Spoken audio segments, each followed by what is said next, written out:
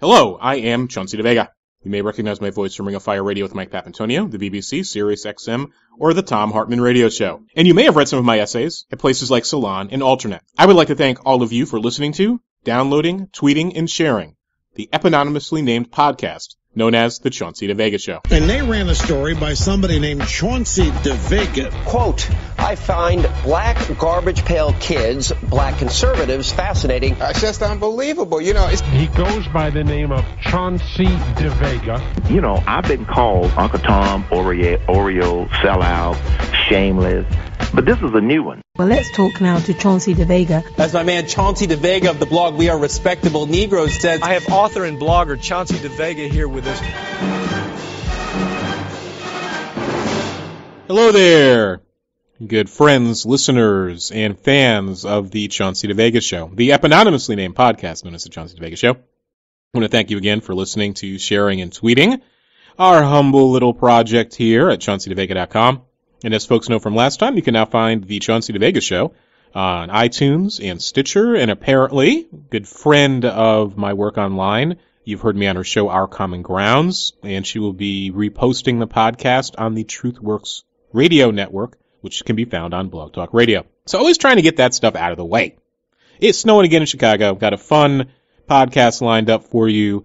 One I really enjoyed, a fun conversation. Again, another example of how these internets can make the world small. Last time we talked to the great and generous and kind champion Joe Lansdale.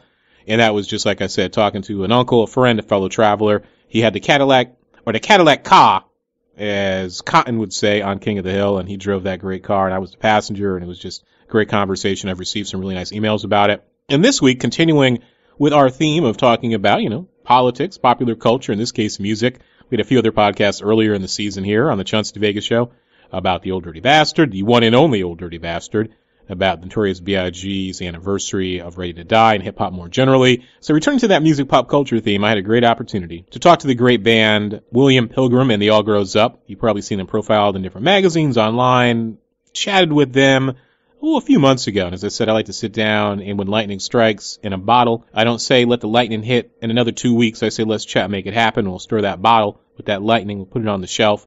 William Pilgrim and the All Grows Up, really cool band, rock and soul, R&B influences. We'll get to those details later on. But as I said, wonderful conversation, and it's always great when you can sit down with smart and interesting people doing smart and interesting things. Last week, we had the Oscars. I made my Oscar predictions, and only one person has mentioned my Oscar stew. I gotta tell you, I'm a little hurt by that. I gave you a wonderful recipe for cooking Chauncey DeVega's version of beef bourguignon, and I've only gotten one mention about it.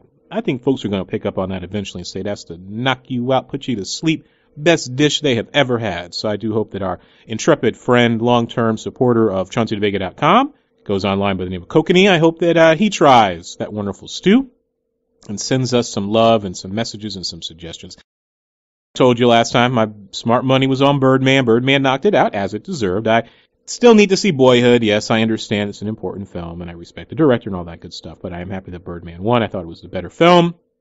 And of course, we have to have a quick promo/introductory conversation about the moment that the Oscars provides for folks to bloviate, to run their mouths, and to embarrass themselves in some cases, despite how well-intentioned it is. So Patricia Arquette won for Best Supporting Actress, and instead of giving a graceful speech, short and to the point. He was a little drunk, probably. That's okay. I'd be a little drunk, too. She celebrated. Just caught up in the moment, she decided to pontificate about gender equality and wage equality. And in doing so, she committed the first wave white feminist faux pas 101, which is, of course, to bracket or not bracket the we, and we need to fight for women's rights. And we women. You saw it. I wrote about it on ChaunceyDeVega.com. Other people picked it out. And this is a classic problem with first wave white feminism, in that the unmarked we means white, female, and middle class. So we had to give Miss Arquette a little schooling on intersectionality and the idea that folk have multiple identities that intersect. And guess what, Miss Arquette? As I wrote about on Daily Costs, too much consternation and grief by some folk who always prove my point. I've written about liberal racism, and the liberal racists prove my point. I point out intersectionality as other folk have done far more eloquently and sharply than I have. The folks who really travel in those waters through lived experience and through scholarship. That Patricia Arquette basically put her foot in her mouth, and she showed why so many women of color, so many working class women, gay and lesbian brothers and sisters, transgendered folk, and others We're like, no, your feminism is not our feminism. And she just basically proved the point when she excludes all those folk who are not white and female from her declaration, then goes backstage and doubles down on it and basically suggests, if you didn't see this quote, I mean, you just got to shake your head, because folk at first were trying to save her. Oh, Patricia Arquette was caught up in the moment. She's just a celebrity, an actress. We can't take her seriously. And the other deflection I liked is some folk were writing about, oh, Patricia Arquette can't be a racist who excludes people of color from her understanding of the we and feminism because she gives money to poor black kids in Haiti or poor black people in Haiti. I mean, that's just colorblind racism 101. Edward Bonilla Silva, Joe Fegan, Pica, and others are probably just laughing at that one. So you got so many deflections with that. But she goes backstage and basically says, oh, I'm going to double down on it. And that women, i.e. white women, have been struggling for the rights of gay folk and people of color and others, and now it's their turn to struggle for us. Well, what about the racist history of the feminist movement and white feminist movement? In the progressive era, which I and others have pointed out? Or what about the fact that life is complicated? And this is, binary thinking that infects so many people when they dare to pontificate, or even on day-to-day life, quotidian stuff, to talk about race, gender, sexuality, class, ability, status, etc. They think in binary terms. It's not an either or, very often it's both. Life is complicated. One can be a radical advocate and brave freedom fighter for the rights of women to vote and also be a white supremacist. And a lot of folks have pointed out those examples, how white suffragists went and used the language of hair invoke white American democracy and the idea that how dare black people or black men get the right to vote when white women have not. Never mind the KKK auxiliaries. Never mind sort of the day-to-day support for and benefit through Jim and Jane Crow, or some of the great scholarship coming out talking about that the myth of white female innocence is indeed that a myth. We had white women benefiting from the transatlantic slave trade, white women who were viciously cruel to people of color, and that white women historically in the society had representation through their husbands, yes, in a patriarchal society, but they still benefited from white supremacy. Nuance, I tell you, complexity, it can be a royal pain in the butt for the simple-minded. So a lot of folks call that out. But here's something else, and probably others have written about it, but I'm going to write a short piece either this week on ChaunceyDeVega.com, or I'll mention it in a longer piece next week. I'm also sort of struck, too, by this moment of pop culture intersecting with politics at the Oscars, where you had, again, Selma win Best Song as it deserved. I mean, hell of a performance from Common and Johnny Legend. But Johnny Legend gets up there, and he recycles during his speech. Again, as I'm so fond of saying, you don't need to make stuff up. A lot of stuff we take as common sense, truth, and wisdom. Upon further investigation, the analogy and the metaphor falls apart. So he recycled what is very commonly taken to be just a matter of fact when you hear folks talking about the prison-industrial complex, that more black men and black folk in general, you can generalize it and broaden it, are in jail in the prison-industrial complex and its grasp, if you want to use that language, the talons of the prison-industrial complex, then were held as human property under chattel slavery. Well, here's where math gets in the way. And we also talk about social and political context very briefly. Well, the United States was a much smaller country. So if you're talking about absolute numbers, well, perhaps there is an analogy to be made in terms of comparison, even though these social institutions, I would suggest, may have both been motivated by white supremacy in a lot of ways, but are also very different in terms of practice and action. So yes, there is a type of social death that occurred, to borrow brother senior scholar Orlando Patterson's wisdom, through chattel slavery, right, in the West, in the transatlantic slave trade. And there's a type of social death, the death of one's ability to participate in the polity fully, the idea of custodial citizenship, the consequences, however fair or unfair one may think it is, if you were a felon, to be removed from the polity in terms of the ability to participate in certain rites and rituals, i.e. voting. But the analogy sort of falls apart, is that, number one, there's agency. I know the law is unfair. I know about the new Jim and Jane Crow. I know about sentencing disparities, but there's still a hell of a lot more agency in terms of individuals' choices to get caught up and go into jail because of knucklehead behavior, or choosing because of a broken underground economy or broken economy that denies young black and brown youth living wages and opportunities and wealth inequality. We can recycle all that stuff all day long. You get the emphasis there? All day long. But the fact is that folks have a hell of a lot more agency than someone who was born into intergenerational chattel slavery in the quote-unquote New World, the Caribbean, Latin South America, United States. So we got to get that qualified. And I know that's impolitic speech. I know that may upset some, but let's be real. So going back to the original point, so Johnny Legend, well-intended, recycling that bit of common sense wisdom, but the fact of the matter is the analogy really doesn't hold true in a lot of ways. Because now as a percentage of population, if you do the math, the United States is much larger. So we got to make sure we're comparing apples to apples and oranges to oranges. And that's always my thought on these things. We don't need to exaggerate, make stuff up, when the truth is damning enough. And the prison industrial complex is doing the work of institutional white supremacy, is doing the work of classism, is denying whole groups of folk their life chances and opportunities, and is unfair in terms of how it punishes the poor and people of color. So that's a given. But I would just hope that when folk make that slavery prison comparison, that they have a little more context. And that's not to say we shouldn't talk about the continuity from slavery to chain gangs to the system that exists today. All right, we should certainly be doing that because that history matters. It's real. And it plays out all over American society. So, our guest this week is a great band known as William Pilgrim and the All Grows Up. They're an up-and-coming band. They've been around for a few years, touring, doing their thing. I reached out to them. We talked back and forth. At the end of last year, we finally sat down. We chatted right about the time in New York where they had the huge march. 400,000 people showed up to march to demand positive action on climate change, and that we face the fact that we are a species facing extinction. Double face there, because is that serious? Is face squared? These are serious issues, no matter how much the right-wing, mouth-breathing troglodytes who are anti-science, anti-common sense, who believe that the earth is here for them to be despoiled because their personal God gave it to them, would like to believe. So we chatted about music, politics, life, the idea of thinking about the artist as a truth teller. And sometimes you're just really impressed by folk. I knew the brothers were on point, Ish and PM Romero. I mean, it's politically substantive music, it's celebratory music, it's reflective, it's from the heart. But to actually sit down and chat with them was just a pleasure. So at number one, I think this is a nice intervention and corrective for a musical landscape, a pop musical landscape that is really empty and ephemeral. That's what pop music is in its worst instances. But in its best instances, what you can hear here with William Pilgrim and the All Grows Up are two brothers trying to say something and succeeding in both entertaining, being good artists who are successful, who are forward-thinking and innovative, and also trying to speak truth to power. Whenever I have the great opportunity to have such smart and cool folks here on the Chauncey DeVega Show for the podcast, I absolutely say yes. So I think you're going to enjoy the conversation. A lot of good stuff going on here. And listen toward the end of the conversation, where I ask my routine question about what would you tell yourself? What life advice would you give a younger version of yourself? And there's some wonderful honesty in sharing there. I do think you'll enjoy the show. The two of you just got back from the People's Climate March in New York City. About 400,000 people showed up. What was that actually like? Because one of the things we talk about a lot on the podcast and my various writings on Salon and Alternate is I'm very fascinated by the corporate media and the stories they choose to cover or not.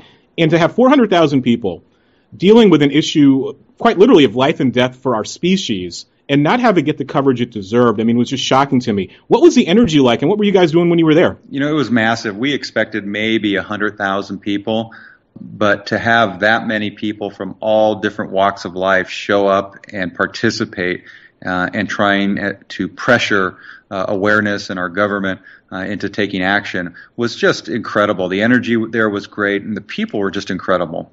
And what was the energy actually like? I mean, were people just hopeful? Was it, righteous rage and indignation? Was it this sense and belief? I've gone to quite a few protest marches in my time, that we have this validation that we're not alone. I mean, what were the signs like? What were people talking about? What I got was just kind of like this unified sense of peaceful protest, this idea that we're not going to break down and become savages, that we can still resolve this peacefully. 500,000 people who are purely well-intentioned, and we're all in the street with this idea, that with our well-intentions, with a little bit of work and a little bit of unification, that we can change things, perhaps move the ball forward. The other thing that was great is that we ended up interviewing and talking to a lot of young folks.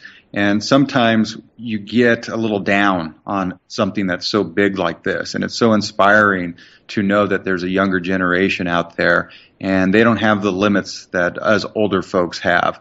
They believe that they can change the world. So to be in their presence for even a moment makes you feel a little better about what can actually transpire here. Yeah, it makes me think when I talk to my students, we have all the information and data about, them being a generation of narcissists, their addictions to Facebook and social media, and every generation always complains and hates on the generation that follows it. We probably 500 or 1,000 years ago, there were folks saying, those young whippersnappers today, they're going to ruin everything. And lo and behold, we're still here. And I'm always inspired too, as you related, that, there is this sense of hopeful optimism. And you think, what must it be like to be in high school or college or in your late 20s today when you have a broken economy? You have a failing environment, this sense of hopelessness, you have this cultural cruelty. And that's where the role of the artist is really important, and musicians and poets and other cultural critics to try to raise awareness. When you guys were out there, did you see a lot of other musicians and other cultural workers who were trying to use music and art and popular culture to communicate the importance of these issues? Well, we did, but we also did go to a place called the People's Art Space. And this was filled with artists, musicians, and everyone using their craft to influence the conversation. And one of the things that we, feel is that, when we have a political conversation, people automatically polarize to their own belief system. But art and music has a way of, opening up people to ideas that they may not have, been considered before. So we did see a lot of artists and a lot of people using their art to hopefully, inspire, conversations. And your band is called William Pilgrim and the All Grows. Did I pronounce that correctly? The alliterations, the enunciations were spot on. I'm a product of a public educational system. So I always joke, I'm like, I went to public school, so folks got to help a brother out. We are, I guess the title is correctly pronounced as William Pilgrim and the All Grows Up. There you go. William Pilgrim and the All Grows Up. See, that sounds a lot better. Do you guys consider yourselves a political group? Well, politics is how everything gets done. I don't care if you're talking about locally or federally or, how I negotiate having my son do his homework. Politics is, sometimes vilified as a bad word, but, when you have a planet of 7, 8, going on 9 billion people, politics are how we live with each other. So I don't necessarily think that that's a bad word. I mean, politics, the classic definition of politics is who gets what, where, when, how, and why. And also thinking, like you smartly alluded to, the idea that there's politics everywhere. We need to get more folk involved in the local level and also on the national and federal level. And we got elections coming up and everybody's worried about the House and Congress and the Senate, rather. But you also need to have folks, especially when we have these issues like Ferguson, we have police brutality, and just day-to-day things like mass transit. We need to get more folks involved in the local level. Because as you smartly pointed out, that's where real politics happens, and it's this huge disconnect, especially when we start thinking about young people, where they got their eye on the big picture, but very often they're not looking at what's going on in their neighborhood and realizing that they can affect change. But I have to ask, a logical follow-up question, about how your group came to be. Why that name? Because I'm always fascinated by how creative and cultural workers go about their business. How did they sit down? I mean, was the group a lightning bolt moment where you said, this is our name? Is it a wink-wink to a shared experience? Is it sort of an in-joke that your fans would get? I guess to put it simply, William Pilgrim is a classical character created by Kurt Vonnegut in a book called Slaughterhouse-Five. That's I think it's kind of a turn of the century novel or whatever. And he's just kind of like this whimsical character that floats throughout his life, kind of falling in and out of his own existence. And so that's where that's where we get the William Pilgrim from. And as far as like the All Grows Up, I call myself saying that the all grows up to me, in my opinion, is anybody that just wants to see the world becomes a better place, anybody who's willing to act on it pretty much. And that's a wonderful sort of literary allusion, too, thinking about Vonnegut's work and the idea in Slaughterhouse-Five of his dark humor, thinking about World War II, but also fate and how fate brings people together. So how did you two find each other? I'm a big believer in the fact that the universe has a sense of humor, and sometimes if we're lucky, two people who are destined to get together will somehow find one another. So what was the genesis of the group? It was fate. Ish put an ad out as a singer, wanting to sell his voice, to anyone who needed a vocalist. And I found that ad. He sent me some clips of his voice, and it was automatically, I was just like, wow, this, he's got so much passion in his voice. So it really, modern day technology, Craigslist, that's how we connected.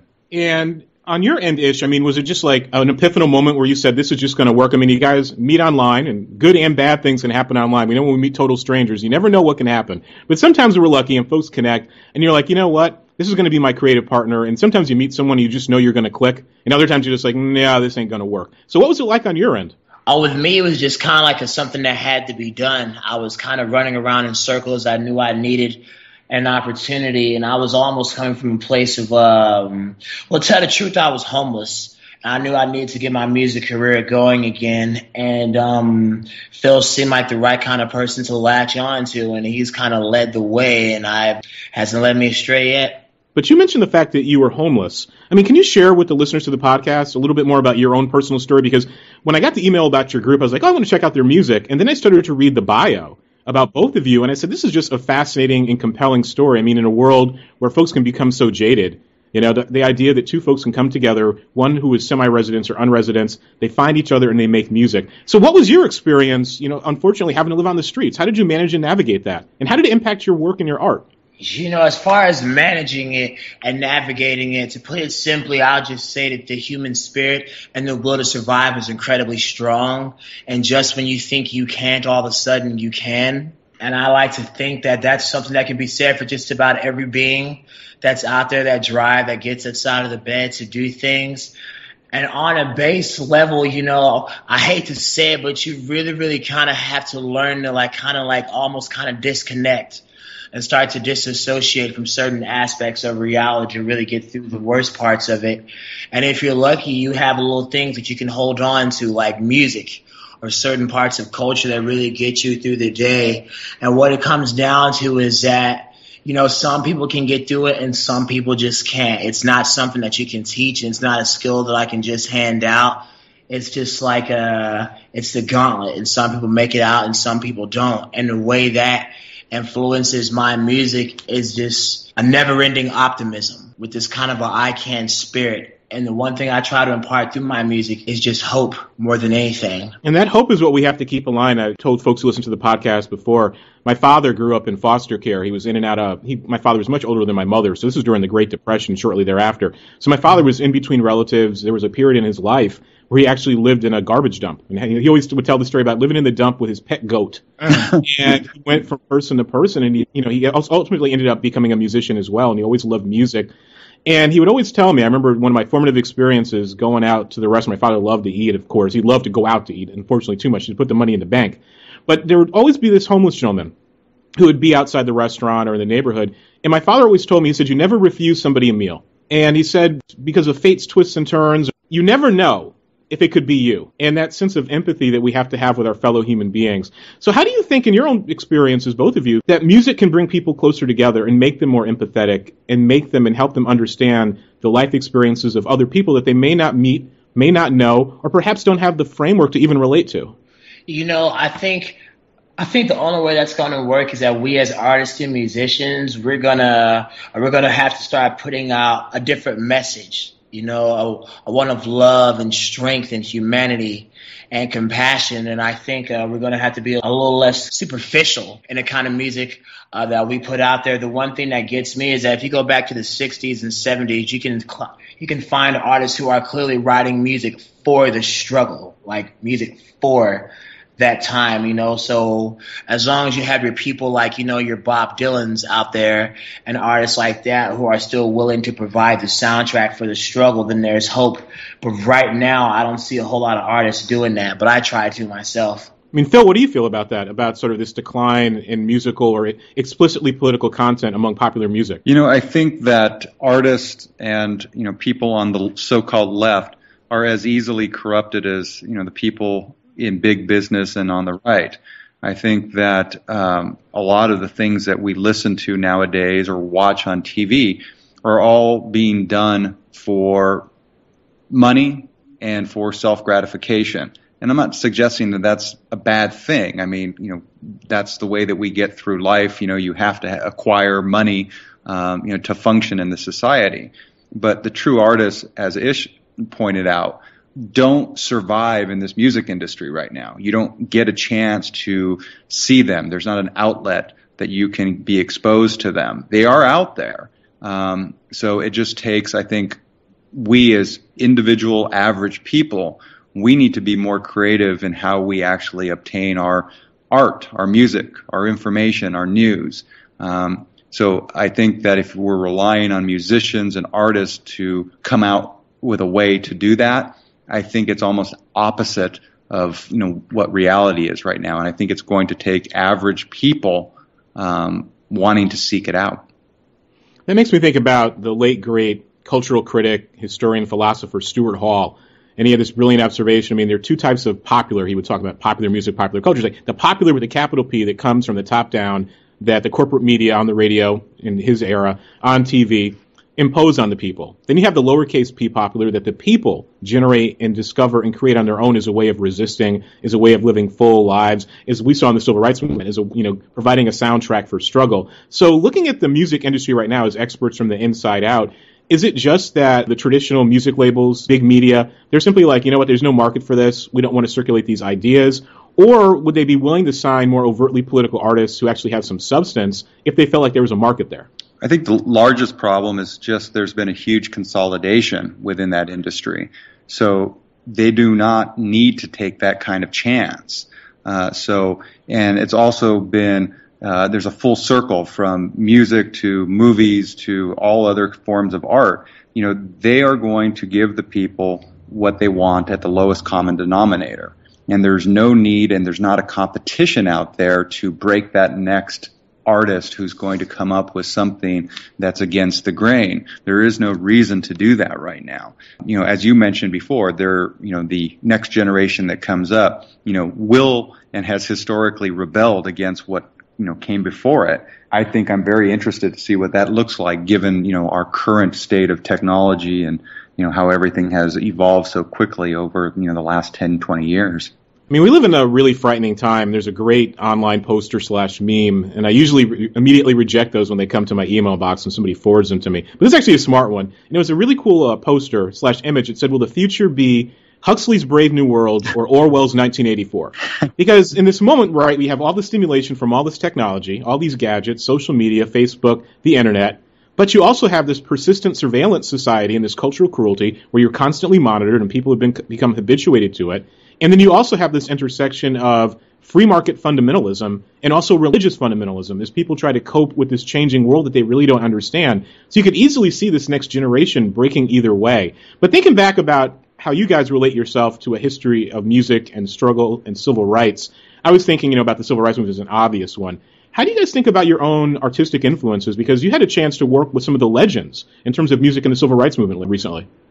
We did. Blind Boys of Alabama was an incredible opportunity. As Ish always points out, is that they were the soundtrack for the struggle back in the civil rights era, and to have the opportunity to work with them was incredible. And I think that what we need now as a people is a new civil rights movement. One that is not necessarily limited by race, but more of an economic unification. I thought that was pretty great to work with them. So if I can accent that a little bit, I think for as long as mankind has been around, every day somebody's ran outside and said the sky is falling. If you look at history, mankind is kind of bred from turmoil. And for every age, I think folks have always kind of thought that their world was ending because things were changing and things were shifting and things were evolving. But the one thing that I've seen that art, culture, and I think the goodwill of the people ultimately does prevail, and hope kind of finds a way.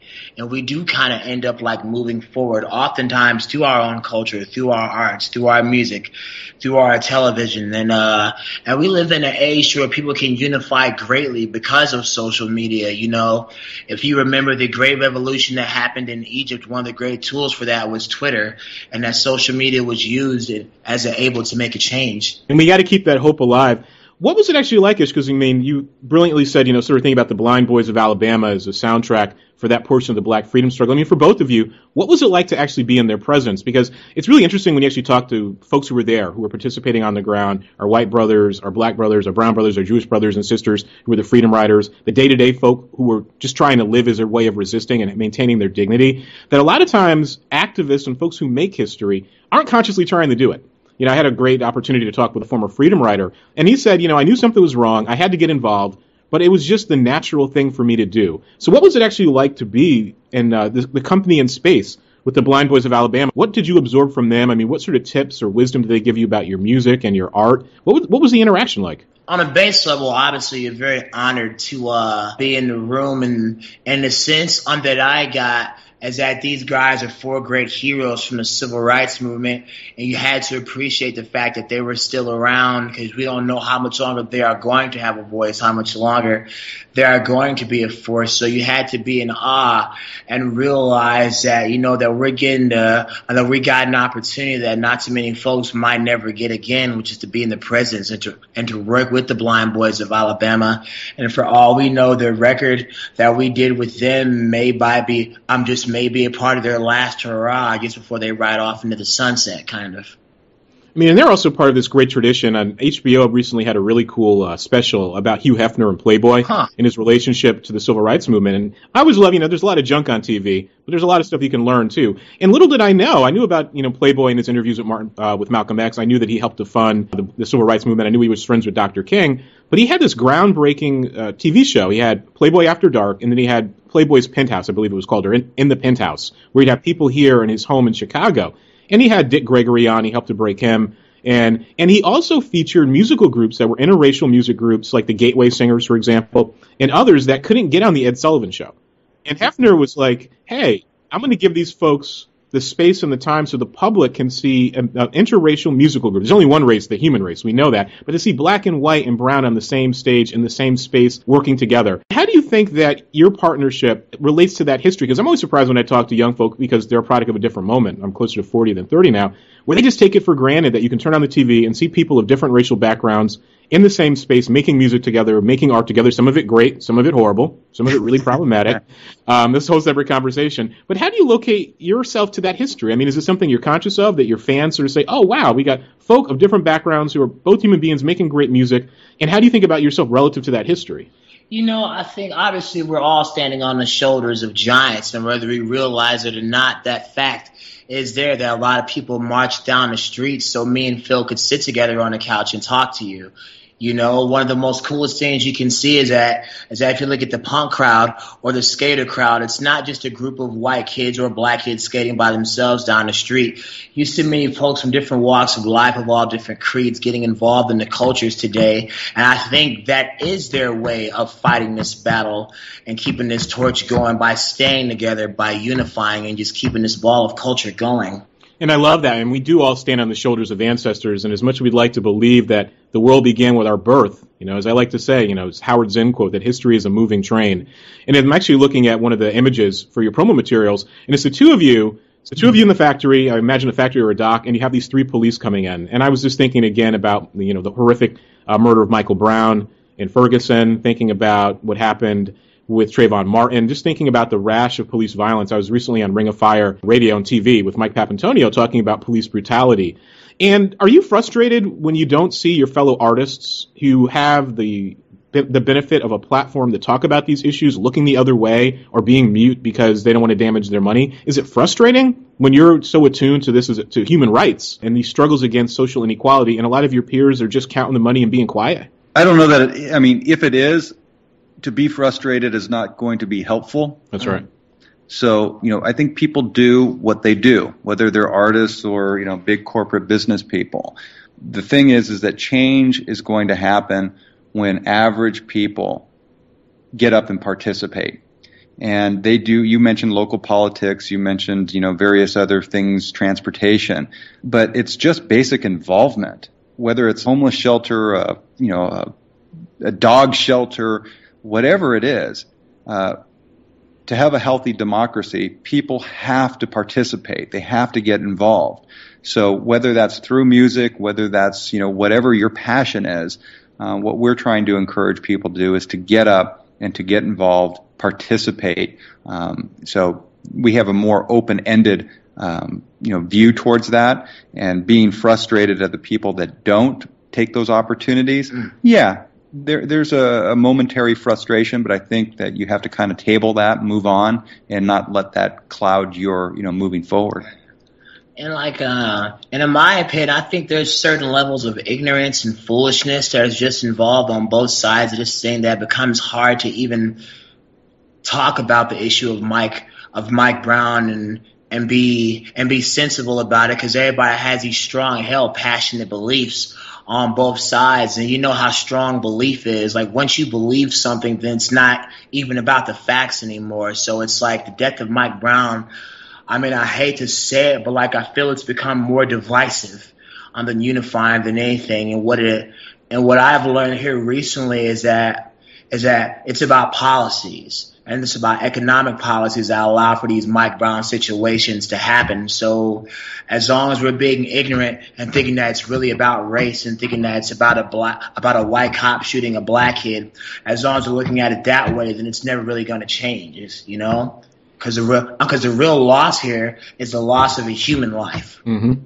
you know, and the real shame here is the fact that we're choosing it to make it a black versus white thing, because then the real bad guys get away, which is the policymakers. I mean, so you have a bunch of stuff there. So we have, race is how class has lived in America. And as I've tried to emphasize this in my own interviews and writings on the topic, I'm like, this is about the militarization of police. It's about surveillance. It's about police corruption. But we also always have to be honest, too, about our own country's history in the present and in the past, about how those unfortunate realities, as you said, the policymakers, how those policies impact different people based on their class and their race. I mean, it really is, like you said, it's this projection and this screen that people read themselves into, right? So it becomes extremely emotional because it's a matter of life and death. If you're a young black man or a young brown man having to deal with the police, we all got the talk and the cop pulling up on my hand, shaking on the steering wheel. But then we also, like you said, have to think about the big picture. But this is a human rights issue. But I always try to give the listeners to the podcast, the kind folks who share, listen, and download the podcast, a deliverable. I try to say, what would I ask? What could I learn? And this is why I love doing these conversations and interviews. Thinking about folks who are listening to you guys right now, trying to break in to the music business, trying to have the levels of success you guys are beginning to have, and hopefully we'll have great success in the future. What advice would you give to somebody who's saying, I think we have a sound. We've been practicing. We've been performing local shows. What advice would you give them about sort of making that grind happen and making that your music a professional vocation? Develop this huge blind faith about yourself and just kind of like, really, I'm not lying. And don't be, because I was just stupid enough to actually do it. Like, I kind of had a feeling, and it was a cool idea that I could be an entertainer, but I was so young enough that I was just dumb enough to act on it. And I ended up getting on a Greyhound bus and coming to Hollywood and just stay, always be willing. And it's never really over. And like, the only time you're really, really hurting yourself is when you're sitting at home not writing songs and not being creative, and it's just willingness and thrive. The same drive that you would put into, raising a child or building up a successful business is the same drive that you really kind of have to put into your song making and your marketing strategies, kind of. Phil, what do you think? Would you have the same sort of insight and advice, offer up something different? No, I agree. It's, I think that art and music is something that's inside you. It's a passion. And I don't think that everyone is either blessed or cursed with it. Mm-hmm. But if you are, then, it's always there. And you have to reconcile it against all of the other obligations and responsibilities that you have. And you have to strike a balance between those two. We have just been lucky enough, fortunate enough to be able to get it off the ground and launch it and to actually have a voice out there. So having done that, we now feel that we have a responsibility to continue and to do it and to fight for this thing that we've built. So, advice to anyone else is that if you've got that passion, then you got to deal with it one way or the other. Yeah, and a lot of it is that oftentimes I think as artists we can be disillusioned that is all we'll need is just the art. All I will need is just a song or like just the album. But like what really separates the winners from the losers are the ones that realize, in my opinion, that making the art is not even half the battle. It's after the art is made. It's being willing to get down there in the trench and fight and pull out a victory, if you got to. Makes me think, too, about all the really crappy wisdom you find in these self-help books, but every now and then you discover something that actually makes sense. And I don't know where I read it, some book I found on the bus or some handout about self-help, and it actually said, you got to get out of your own way sometimes to find life success. And also, a lot of people fail, and I've heard this from successful artists and musicians and others, because they never try.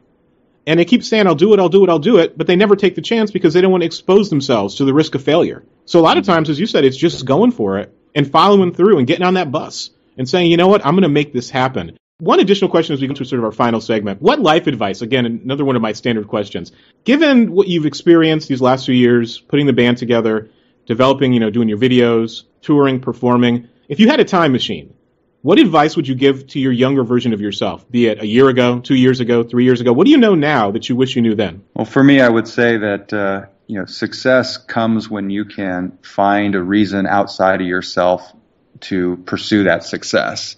I think that as a young self, you think that it's about achieving, whatever that means to you, at 20, 15 years old.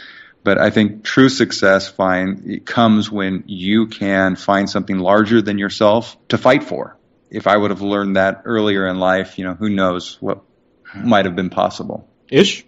I don't know. If I could speak to my, 20-year-old self, is that how you said? Whatever you want. You got the time machine. You can dial it back wherever you want to go. Well, I guess if I could speak to a younger version of me, I think I would sit myself down and explain that, hey, there's going to be certain spots in this road coming up ahead. It's going to get real dark, and it's going to get real bumpy, and people are going to be taken away from you. You're going to experience loss, and things are going to happen that you won't understand. But if you can be steadfast, if you can take the storm, if you can shake it off, there just may be some cool things at the end of the road. But even still, none of this is promise, but you still got to shake it off all the otherwise. And see, there's 2 bits of great wisdom from both of you. That's why I love, talking. I mean, we always hate on the internet and social media, and maybe I'm a bit of a Luddite, but I'm always impressed by the interesting conversations and things you learn from folks you didn't know last week, but all of a sudden somebody sends an email and you have wisdom to share with others. So you mentioned earlier you guys are working on a video. Our second album just came out, and we just released the second video from that album called How It Feels. And the song itself deals with equality, love, and the need for all of us to be a little bit more tolerant. What was it like putting that together? It was pretty great. We have a fantastic crew and a lot of people who believe in us over here. Anytime we put a video together, we have just a fun time, and I think it really shows in the video. This particular video probably had our largest crowd to date in any video we've ever done. I think that what really shows through is just a great time. And that comes through, and Ish, was that your experience as well? I feel like I did a good job. I feel like everything went well, but I feel like above everything, it was just a gratitude. And I had to tell myself, be happy with this moment, because what if, God forbid, it's never ever this good again? So for me, to do a good job was just do it through gratitude and be able to appreciate that what I was a part of was really momentous, perhaps bigger than I could even perceive, kind of. You drop the rock in the lake and the ripples proceed to go to the shore, and you never know what's going to happen in terms of luck and fortune and fate. So where can folks find you going forward online? Tour dates, other information if folks want to download their music? You can go to williampilgrim.com or liveicehouse.com, which is our creative studio. And there you can listen to the album, see the videos, and see all of the episodes that we filmed in New York at the People's Climate March are all there. And that's a great place to start. Wonderful conversation. So Phil and Ish, I want to thank you for taking time out of your busy schedule, making good music, trying to make the world a better place, your various volunteer activities. I mean, we didn't get a chance to talk about your outreach with homeless youth and trying to improve their lives. I mean, you're putting a lot of good energy out into the world. And I just want to thank you again for taking your time out of your busy schedule to sit down and chat with the podcast series for ChaunceyDeVega.com and We Are Respectable Negroes. Great conversation. We are approaching, and I don't know where the time has gone, episode 50 here on the eponymously named podcast known as the Chauncey DeVega Show.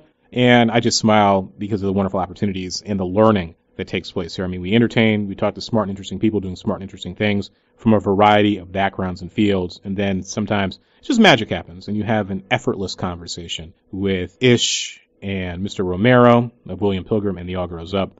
And as I said, smiled, looked up at the clock, and was like, man, that time went by really, really, really fast. And as I always say, I hope that the listeners of the podcast, number one, learn something. So we get the good protein, and they also are entertained, so they get a little sweetness. They get the junk food, too. And I think that's what the best of pop music can do, all right? Popular music, in its best sense in terms of politics, is about mobilizing awareness, maintaining energy, maintaining cohesion for social movements and political advocacy groups, helping to set the agenda and to reflect political change, even while it has moments where it, hopefully, fingers crossed, it can help to stimulate change in the public sphere. So our last few episodes, Joe Lansdale, William Pilgrim, The All Grows Up, another great conversation I just recorded this week with the author Joe McKinney, great zombie horror author, also a police officer. That was a wonderful conversation. We just chopped it up about writing and horror and so on. So we've been doing the pop culture and music thing here on the podcast known as the Chauncey DeVega Show. Never mind our earlier conversation with Mickey Hess and then Mr. Hamilton from Slate.com. For the next episode of the Chauncey DeVega Show, it's a two-parter. 2 parts now, part 1 and 2. That means you get 1 week on a Thursday, you get part 1. The next Thursday, you get part 2. With the great journalist, commentator, essayist, Mr. Paul Rosenberg. Now, I'm sure you've seen his name, but I'm even more sure you've seen his work. He writes for Salon.com basically every week. I mean, he has some amazing stories up right as we speak about the economy and organization and unions for truck drivers. I had no idea truck drivers and port workers are so exploited in this country. He has written about the resurgent white South and the Christian right. Paul is just really, really cool people. We took a step to the left, we took a step to the right. We tried to mix it up here on the Chauncey DeVega Show. So Paul Rosenberg is just really, really cool folk. And he's senior editor at Random Length News, which is really, really cool, progressive news site. And you can find that online, but its home base is in the LA area. And also, Paul runs the site Merge Left, which is a community of progressive thinkers that you can also find online. So Paul is really cool folk. As I said, he's prolific. He has written so many things, and I discovered him on Alternate, and I'm writing there myself on occasion, at least once a month, and I'm like, who's this Paul Rosenberg dude? This brother's bad. Then I see him on Salon, and it's like, wait a minute, we're thinking some similar things here about race, justice, political economy, the color line, the white right. And I said, let's send off an email. We set that up, and we ended up chatting. This was right around the elections of last year, midterms, and I always try to give that timestamp so folk know what was going on. And I said, I want to save this conversation. It's a two-parter. Let's save it for the right time. And the right time is now. And Paul conducts a master class in terms of thinking about political advocacy. And he helps me deal with what I'm sure a lot of folk are going through, this sort of existential malaise in a lot of ways. Thinking about this last year of black and brown youth being shot down in the street, poor and working class people being killed by thug cops, a broken political system quite literally bought and purchased by the corporations of corporatocracy. So how can we stay positive? How can we try to think about political participation and citizenship and legitimacy in an era of surveillance and the culture of cruelty, and why participate in a system that is not democratic? I know that's a hard question for a lot of folk to accept. Vote, vote, vote. People died so you can vote. Well, if you don't want to vote, look at the people who are trying to suppress your vote. They aren't a friend of the people. The Koch brothers ain't our friend. The corporatocracy is not a friend of the people. The 1% plutocrats do not have the common good and our own self-interest. So Paul helps me work through that sort of struggle I have with principle non-voting. And I don't own that. On many occasions, I have to force myself to vote because I know the deeper game. I know the neoliberal game. I know the game of inverted totalitarianism. It's right in front of us. We're looking for the rise of Christian fascism. It is here. So why give your vote to a corrupt system where you have two parties that are basically ruled by the plutocrats? So Paul knocks me upside the head and tries to help me have a moment of transformative thinking and critical self-reflection. So Paul and I chop it up for about 90 minutes or so, hour 45. As I said, we divide that bad boy up into two parts. And it really is an education. Trust me. Paul really knows his stuff. So I just want to thank him again and ahead of time for all his generosity and kindness that he showed here on the podcast known as the Chauncey DeVega Show. So again, reiterating for folk, you can now find us on iTunes. You can find the show on Stitcher, so you can listen on your fancy smartphone. So, next week, Paul Rosenberg, his master class on keeping hope alive, to quote Jesse Jackson. Thank you for listening to, tweeting, and sharing the Chauncey DeVega Show. I appreciate your kindness. I appreciate your patience. And as I say, in this cold weather and all the time, be good to each other, do something nice for a stranger, and please look out for our animal friends. They need our help, they need our love, and they need our support. Till next time, thank you, and I appreciate your kindness and support.